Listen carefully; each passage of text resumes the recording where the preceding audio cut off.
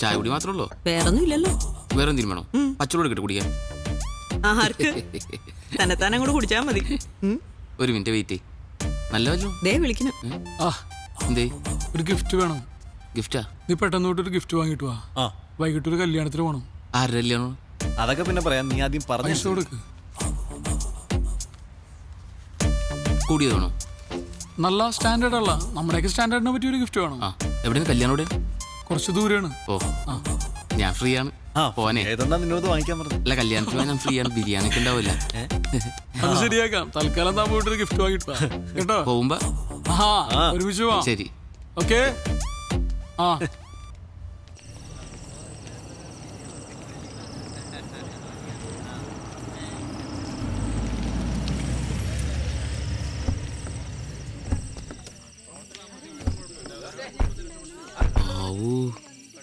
എന്താണ് ഇത്രയും വലിയ വീട്ടിലെ പെണ്ണെ സ്നേഹിച്ചിട്ടാണ് നീ വിട്ടളഞ്ഞ്?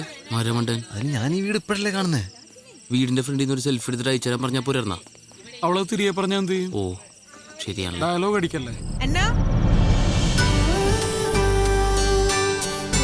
എന്നാ വരിക? ഗിഫ്റ്റ് ഒക്കെ ഞങ്ങൾ പൊട്ടിച്ചു തുടങ്ങിട്ടോ. മധുരവെപ്പിന് സമയമായി. നീ ഇങ്ങ് വന്നേ. മധുരമൊക്കെ ഇവിടെ കെട്ടിയോ നാളെ കൊടുത്തോളൂ. ഇച്ചയാണ് അങ്ങോട്ട് ചെല്ലാൻ പറഞ്ഞു. വാ, മെസ്സേജ് ചെയ്യില്ല, ഞാനങ്ങ് വന്നേക്കാം. ഓക്കെ. പൊട്ടിക്ക്.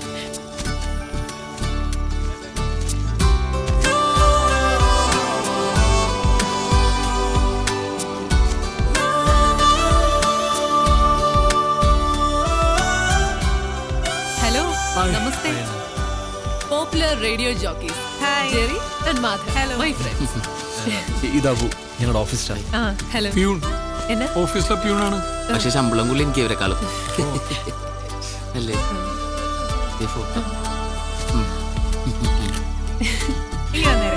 Thank you. ഇപ്പൊ തന്നെ പൊട്ടിക്കാലോ. പൊട്ടിക്കാൻ പോലെ ഗിഫ്റ്റ് ഒക്കെ അങ്ങനെ പൊട്ടിക്കാൻ പറഞ്ഞു. അടുത്ത ഫ്രണ്ട്സ് വരുന്ന ഗിഫ്റ്റ് അപ്പൊ തന്നെ പൊട്ടിച്ചോണ്ടേ. പിന്നല്ലാതെ എന്തെങ്കിലും കുഴപ്പമുണ്ടോ? ഫാൻ ഓഫ് ചെയ്യാൻ അല്ലെങ്കിൽ ഗിഫ്റ്റ് പറഞ്ഞു പോകും. ഞാൻ പുറത്തേക്കട്ടെ? നല്ലോണം വിട്. അയ്യോ, പണി കിട്ടിയോ? ഇതാ ജെറി മാധവന്മാരുടെ സമ്മാനം. സാധാരണ ഗിഫ്റ്റ് ഒക്കെ ഞങ്ങൾ പോയിട്ടില്ല പൊട്ടിക്കാറുള്ളൂ. നല്ലല്ലേ? കൊള്ളാം. മോളെ, മധുരമപ്പിന് സമയമായി, നീ അങ്ങോട്ട് ചെന്നേ. ഇച്ചായ, എന്റെ ഫ്രണ്ട്സ് കൊണ്ടുവന്ന ഗിഫ്റ്റ് കണ്ടോ? ഇവളുടെ ഒരു കാര്യം. എടി, മുട്ടുസൂചിയാണെങ്കിലും സമ്മാനം തന്നെ. ഇവര് ഹലോ ഫാമിലി ആർജേസാ. Jerry, Madhav. Hello Abu. Hello. ഇതെന്റെ ഇച്ചായ ടോമി ചായ, യുഎസിലാ. ഞങ്ങള് ഏറ്റവും അടുത്ത ആളുകൾ കൂടി ഇപ്പോ ഗിഫ്റ്റ്സിലധികം സ്പെൻഡ് ചെയ്യുന്നില്ല. ഹലോ എഫ്എം ഒരു ക്യാമ്പയിൻ നടത്തുന്നുണ്ട്. ഒരു ആമിനക്കുട്ടി, അതിന്റെ ഹാർട്ട് സർജറിക്ക് വേണ്ടി ഞങ്ങൾ പരമാവധി അതിലേക്ക് കോൺട്രിബ്യൂട്ട് ചെയ്യാം. ആണോ? വളരെ നല്ല കാര്യം. എന്നാൽ ഞങ്ങളും തരുന്ന ഒരു ചെറിയ കോൺട്രിബ്യൂഷൻ. കൈയോടെ ചെക്ക് കൊടുത്തേ. ഇവിടെയും ചെക്ക്. പപ്പു വന്നു. ഓ, അവര് വന്നു കേട്ടോ. അല്ല, ആരെയാ അപ്പു? അപ്പു അല്ല, പപ്പു, എന്റെ കല്യാണച്ചക്കന. നല്ല കലക്കം പേരാട്ടോ. ഇനീഷ്യൽ ഉണ്ടോ?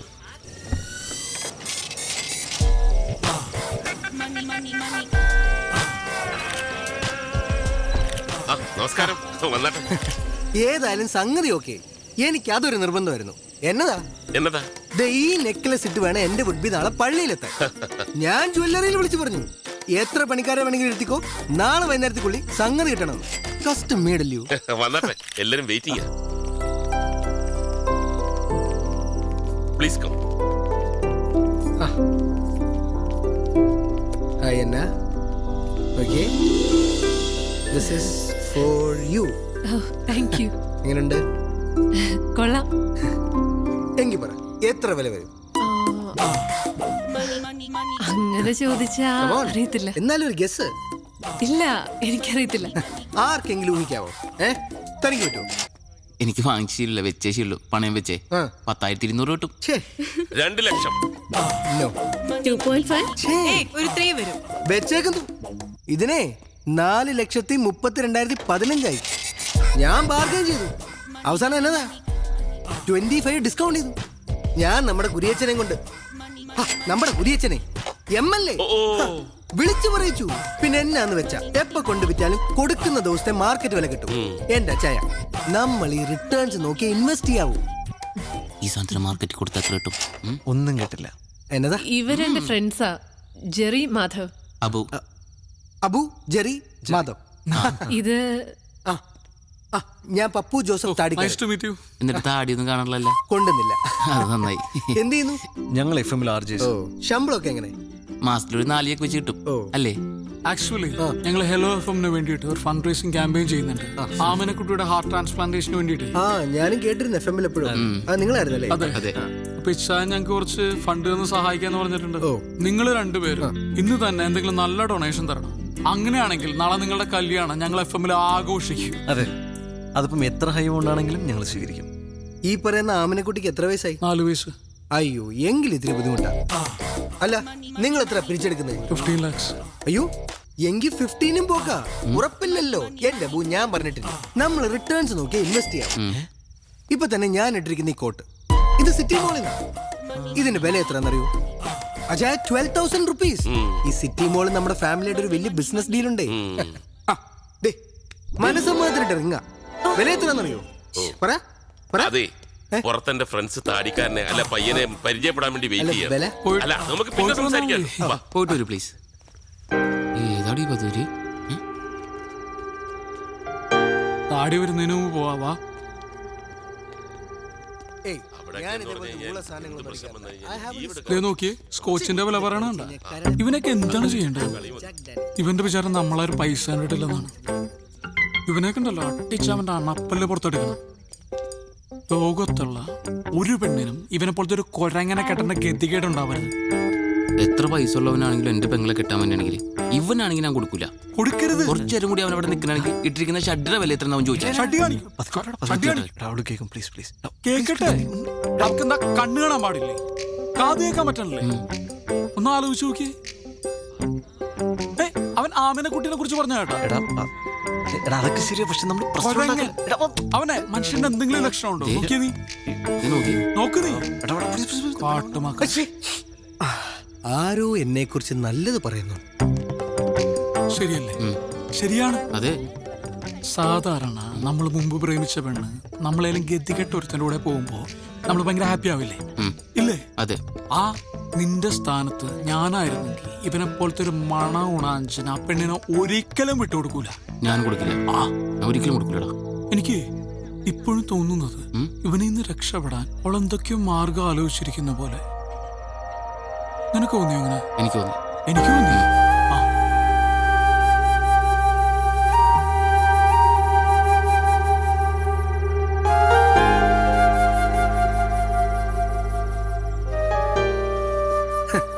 നമ്മുടെ കുമിളിയിലെ പ്ലാന്റർ തോമാച്ചായന്റെ മോളുടെ പ്രപ്പോസൽ വന്നിങ്ങനെ ബ്രിമ്മി നിൽക്കുമ്പോഴാ നമ്മുടെ ഈ അന്നക്കൊച്ചിന്റെ ആലോചന എനിക്ക് വരുന്നു.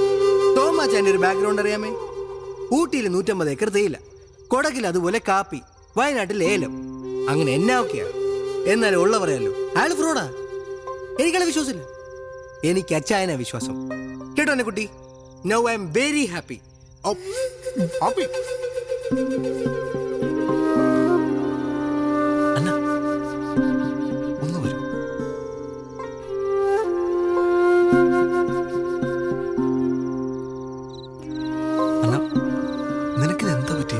എനിക്കെന്ത് പറ്റാൻ? എടിയ താടിക്കാരൻ കിഴങ്ങന്റെ ക്യാരക്ടർ മനസ്സിലാക്കിയിട്ടാണ് നീ കല്യാണം സമ്മതിച്ചത്?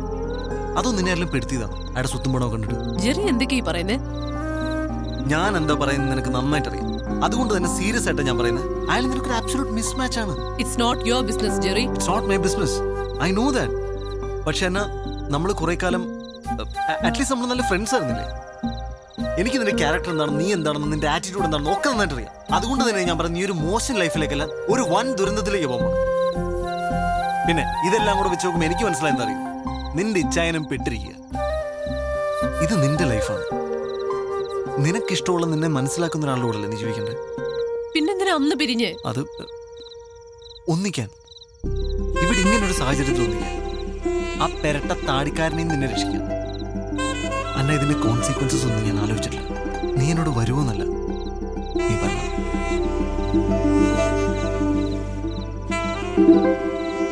നല്ല ടേസ്റ്റ് ഉണ്ടല്ലോ. ചിക്കൻ പൊരിച്ചിട്ടാ കറി വെച്ച. ഓ, ഉറപ്പാ. അല്ലെങ്കിൽ തിന്നില്ലായിരിക്കും. കൊള്ളാട്ടാ. എടാ, ഞാൻ ഒരു 3ാമത് ചോദിച്ച തരൂ. നെയ്മീൻ ഫ്രൈ തീർന്നിട്ടാ. ഇനി എന്നോട് ചോദിക്കാൻ പറയാൻ നിൽക്കരുത്. വെജ് കുടിക്കാത്ത. ഓ, നീ കഴിക്കണല്ലേ? കഴിക്കടാ. നല്ല ചിക്കനാണ് ട്ടാ. നിനക്ക് ഫ്രൈഡ് റൈസ് ഇഷ്ടമില്ലേ? എടാ, അവള് വരാൻ സമ്മതിച്ചു. ആഴേ അന്ന വരാൻ സമ്മതിച്ചു എന്ന്. ഇങ്ങോട്ട് ഓടാ, തമാശയാണോ? അവൾ എന്റെ കൂടെ വരാൻ സമ്മതിച്ചു. അത് അടിക്കാനുണ്ടോ കൂടെ? നീ ഒരു മേൽ തമാശ കളിക്കരുത്. അവൾ എന്റെ കൂടെ വരാൻ സമ്മതിച്ചു. നീയൊക്കെ കൂടെ മൂപ്പിച്ചിട്ടാണ് ഞാൻ അവളെ പോയി വിളിച്ചത്. അവളിപ്പോ എന്നോട് വരാന്ന് പറഞ്ഞിരിക്കുക. ഞങ്ങൾ വെറുതെ ലോകതത്വം പറഞ്ഞല്ലേ, നീ സീരിയസ് ആയിട്ടാ? ലോകതത്വം ഇവര് പൂക്കൃത്തരം കാണിക്കരുത്. മര്യാദയ്ക്ക് എന്റെ കൂടെ വന്നു ഞാൻ പോയി വിളിച്ചോണ്ട് വരാൻ പോകും. ഈ കേരളത്തിൽ ഇൻവെസ്റ്റ് ചെയ്തിട്ട് ഒരു കാര്യമില്ല. ഉള്ള പറയാലോ, എനിക്ക് ഈ മലയാളിയാണെന്ന് പറയാനേ ഇഷ്ടമല്ല.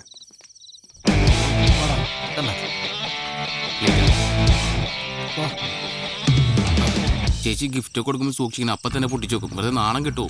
അതെ. നീ ശരിക്കും ആലോചിച്ചിട്ടാണ് ഈ തീരുമാനം എടുത്തത്? അതെ, ആണോ? എന്റെ മനസ്സിന് ശരിയെന്ന് തോന്നുന്ന ഞാനിപ്പോ ചെയ്യുന്നത്. ഭയങ്കര തെറ്റായി പോയി. ആ വഴി പോവാം, വേഗം വാ. നമ്മൾ ഇവളെ കൊണ്ടുപോകണം, ഇവള് നമ്മളെ കൊണ്ടുപോകണം. ഞാൻ വണ്ടി എടുത്ത് പുറത്തേക്ക് വരാം. നിങ്ങൾ അവിടെ വെയിറ്റ് ചെയ്യും. നിങ്ങൾ തൊഴിയോ? വാ, സൂക്ഷിച്ച് വാ വാ. നേരെ പൊക്കോ. അഥവാ ആരെയും കണ്ടിട്ടുണ്ടെങ്കിൽ വെറുതെ നടക്കാറിങ്ങിന്ന് പറഞ്ഞാൽ മാറ്റാം.